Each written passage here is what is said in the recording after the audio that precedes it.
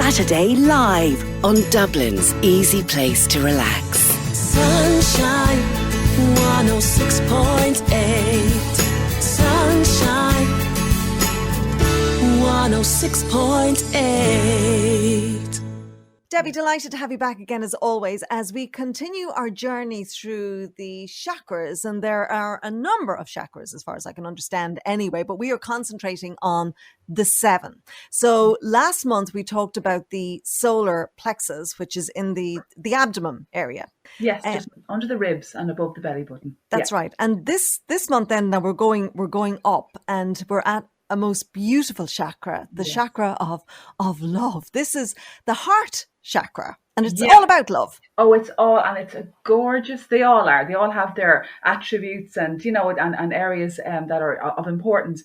The center of the chest is the area of the heart chakra. It's known as the 4th chakra. And it's all about love and compassion. And we could all do with that, Carol. It's a fabulous part of the body to work on. Each chakra has a different color. And the color of the heart chakra would be green and pink for love. To put it into context, can you imagine a life where you couldn't love, give or receive, or be in the presence of love, or have love for yourself? Well, if you didn't have your heart chakra, that's what it would be like. It's such an important part of the body.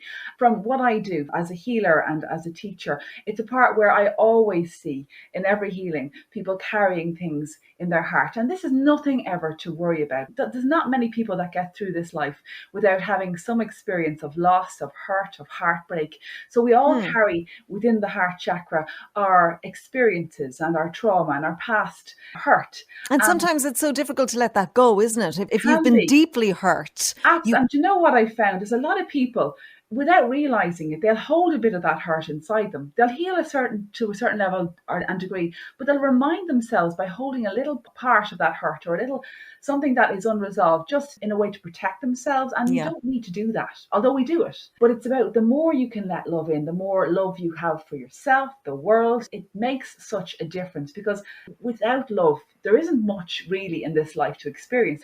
And in fact, to nurture this part of you, to wear greens and pinks, if you're working on healing the heart, maybe you've had an experience of being heartbroken, or even losing someone you love through them passing, or whatever it would be. And those that are empaths and there's a lot of people that would be very, very sensitive to other people's stuff, and they pick up stuff quite easily. It's often through the heart that you'll feel that. We'll often see, if you're talking to somebody or you're really relating to them, often we'll put our hand over the center of our chest ourselves. And that often is a way of us connecting with that, whatever they're talking about, or even protecting ourselves from whatever has been expressed. So it's a part of us that is actively connecting all the time, even if we're not aware of it. And it's interesting too, I was just thinking there, when we spoke about the other chakras over the last couple of months, that I think the heart chakra is one where you know if your heart is broken, know if your heart's sick, instantly that this is an area of your body, of your spirit, your energy field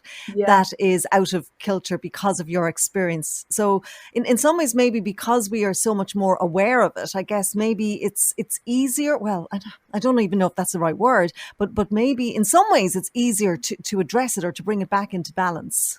Yeah, well, it certainly helps if we have an awareness of it. And often, I know everybody experiences that heavy heart. And you feel sadness inside, and you can pinpoint nearly the part of you that is really sad or suffering. And sometimes we don't even know why, that we wake up in the morning and next thing we've no reason in the world, and yet our heart feels really heavy. And I don't mean the physical heart. I mean the area at the very center of the chest, the heart chakra. And so you're right. If you have an awareness of it, because from a healing perspective, if we don't know something is there, it's very hard to heal it. So when you feel it, just say you have that heavy heart, or you feel really sad, or maybe things in a relationship aren't going good for you, and we'll often feel it quite deeply within ourselves, to do something really simple. And this is a really simple exercise, but it really works. I actually love doing it myself. And it just involves sitting quietly, uncrossing your legs and arms, breathing slowly and deeply. That's the key as well, just to give that and have an awareness, or give yourself permission to give yourself time to let yourself connect back in. Because often we're racing and rushing and concentrating on so many things that we don't give ourselves an opportunity just to sit back and address what's actually happening, Maybe we're going through a breakup or trying to get over something that is really hurt our heart, as it were. But by sitting there and putting your two hands over the center of your chest, one hand on top of the other, like you're holding yourself. So it's very soothing. It's really deeply comforting. And imagining a beautiful color, be it a deep, beautiful green, a healing green, or a gorgeous pink. And for me, pink is always the energy of love. And breathing that light, that color right in with the intention to heal any heaviness or sadness. And sometimes unexpectedly your eyes might leak as you do this, as you allow yourself to let go of any hurt or heaviness, or you just might be aware of your breaths becoming a lot deeper. And I love doing affirmations. I find them really, really strong. So to even say to yourself, I deeply love and approve of myself, or I allow love to flow freely through me. Words being very, very potent and very powerful, when said with intent, they can really have an impact upon your own healing as well. And sit there as long as you can. But remember, hold yourself, as in put one hand over the other and place your hands upon your heart. It's incredibly powerful. And for those that like to work with the angels, you can call them in or hold your crystals under your hands at that point as well, depending on what you want. But even if you don't want to do anything else, just hold your heart, particularly if it's something that is causing you to suffer or struggle, or you just are having a down day. And we all have them, no matter where we're at. We all have days where we're like, oh God, I'll just stay in bed for today. Or, you just feel a little low, or you're literally, the center of your chest feels heavy. That's a lovely thing to do, just to hold yourself. And I know from being on one of your courses that Rose Quartz, which is a lovely pink crystal, this is one which is the crystal of love, isn't it? Or one of them anyway. Yeah, it is. If you had a physical object that holds the vibration of love, it would be rose quartz. It can be different variations of pink. It can be really, really striking dark pink, or it can be almost so pale that you're wondering if it's a clear quartz. They do the same though. It radiates the frequency of love. It's one of the most potent and beautiful crystals I know. And it's a gorgeous crystal, actually. People often ask me about crystals for their children. And I'm always, mindful that certain crystals can be very, very strong and maybe not always suitable for working with children or people quite sensitive. But a rose quartz, when you mind it, like if you've bought your rose quartz, you put it into your sea salt overnight or whatever it would be, under the pillow, not a very young child, not a child that would put it into their mouth or anything, or around the bed or under the cot where the child can't reach it, is gorgeous. Basically, you're bathing the aura in the vibration of love. It's a fabulous crystal for anyone, even to carry it in your pocket, but particularly if your heart is broken, particularly if you are inclined to go quite low. You want to lift your vibrations. I find the rose quartz is tremendous. It's a beautiful crystal to work with. And then there's other ones. It's green, because green is a really big color for the heart chakra. Any green, which is kind of surprising, isn't it? Really, because green wouldn't have been a color I would have immediately thought of. Yeah, no, it's the radiance. But for me, green is healing. So if you're bringing that vibration in all the time, you're continuously healing your heart, and because of the nature of the world we live in, we're constantly being bumped by words, other people's stuff, our own stuff. So it's no harm to bring that in all the time as well. But the green crystal, green Aventurine, is a lovely crystal for luck. It's a really good heart healer, but it's also one of the luckiest crystals you can ever possibly hold or have. They say it's the luckiest crystal of all, but it's because of how it brings you into alignment with the best outcome. There's loads of them. There's one more I'll mention. It's called Rhodonite, and it's a kind of a lovely pinky kind of color. Once again, it's not see-through, it's more solid, but it's a brilliant crystal for compassion, emotional balance, healing the heart, emotional wounds and scars from the past, and bringing the vibration of love in. So that's a really, really lovely one as well to work with. The rhodonite crystal as well. Like any green crystal or any pink crystal, you can't go wrong with it. There's one crystal I'll mention called malachite, which can be a little bit strong. So not everyone can hold that. That can bring stuff up that needs to be released, which is a good thing, but sometimes it can be a bit overwhelming. Yeah, it can be.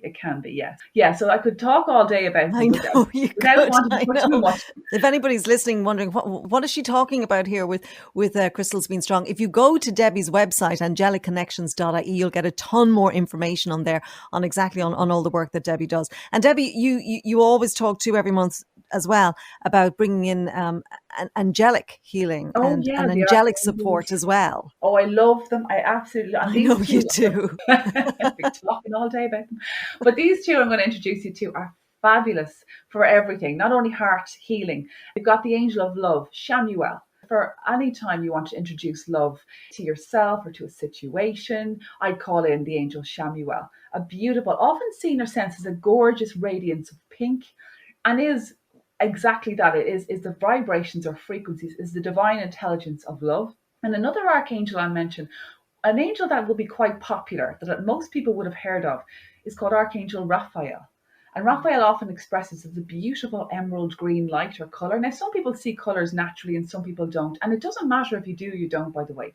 Just by invoking this angel or even putting it out there when you're doing your meditation or you're doing your breathing exercises or just walking in nature, whatever it is that you do, yoga, whatever you do, that you would like to be aligned with the vibration of love, remembering the potency of your own thoughts and words. Of all the archangels I've ever known, and I know a few, when it comes to healing addictions and negative patterns, this archangel is particularly potent and very, very, very responsive. And I know, obviously, if you're going through a path of healing some form of an addiction, you'd have other support systems around you, maybe the AA or different counselors or whatever it would be. But just remembering this archangel, the archangel of healing, Raphael, would be something I would suggest, because I know I've witnessed it on so many different occasions and on my own journey as well. This particular archangel is particularly potent with helping anybody who is in alignment or ready to work through whatever that might be in their lives. And tremendous heart healer. Both of those are really gorgeous angels for helping heal anything that has hurt you, and with the crystals and everything else, anything that has caused you to feel like suffering within your heart chakra, or sad, heavy, low, whatever it may be, introducing that kind of energy or just introducing meditation without the fluff of anything else would be tremendous as well. So there you go. Excellent. Fabulous advice as always. Honestly, we could talk about this for hours, I have to say. And the heart chakra is a particularly lovely one. And sometimes, when we have been hurt, when we've been deeply hurt, it's one that we almost think that it's good to almost hang on to it because we hurt so much that it's more difficult to let it go, particularly if there's somebody who has hurt you. The amount of people I've met who've carried for years past a relationship or a deep hurt between a friend or family or whatever, wherever it came from. And often it can be a defining hurt that almost causes us to live in a certain way that limits our experiences because we're trying to protect ourselves. And when That's you right. learn over time, and very, very, it's something I never say to rush. Some people, and I understand this, they want to get through it as quickly as possible. But what I have found is when you're going through a process of healing, there's different paths of healing and different people feel called to different areas. But from my own experience, the gentler, the more loving, the more compassion. Sometimes you do experience things as you release them of a past hurt, but it doesn't have to be a big trauma. It can be really done nice, quietly, slowly. True meditation is a tremendous way to do it. And always remembering that there's so many resources out there, like healers, counselors, healing groups, whatever it would be, that will support your journey. And just to give it time. If you've been carrying something for a long time, it's not something that's going to go overnight. It is a process, but to be so gentle with yourself and to be open to receiving the help and support. And there are so many, different, as I said, resources and pieta hugs and everything else that can help you if you're feeling very low, if you're feeling really overwhelmed. Be open to asking for help because it will always come if you let yourself look and open to it. Absolutely. Couldn't agree with you more. Debbie Boyle, angeliconnections.ie. Debbie, as always, it is a pleasure to have you on with us. And I know that most of your courses now won't be starting until September, but you still have the weekly meditations, the very powerful weekly meditations that you do. Thank you. Yeah, I do every Tuesday. It's either 7 p.m. or 10 a.m. every Tuesday. They're recorded though, so you can access them afterwards as well. And I kind of record them for the week that we're having. So those in the class, whatever our experiences are that week or whatever we need to maybe let more healing come towards, or just be in a position to release or relax or just to be. So each week it's a different meditation and they're accessible 24/7 afterwards from the website as well once you're a subscriber. So, and new people are welcome. I'm always very welcome in. Even if you've never done this before, you're very welcome in. And Debbie's meditations are incredibly powerful, incredibly potent, that is for sure. AngelicConnections.ie, that's where you go. And Debbie on Facebook and Instagram as well. Thank you, And Carol. next month, we will be talking as we continue up through the body. If my memory serves me correct, we're going to the throat chakra next. Is that right? We're going to the throat chakra, and it's another powerful chakra. Some people don't really realize, actually, it's so incredibly powerful. You've no idea. And I'll be explaining to you exactly why, the crystals that will really help with working in that part of your body, and the archangels as well, for those that are interested. Fabulous. All right. We look forward to that next month as always. Debbie Boyle. Thank you, Debbie, for this week. Thank you, Carol. We'll chat next month. Thanks a million.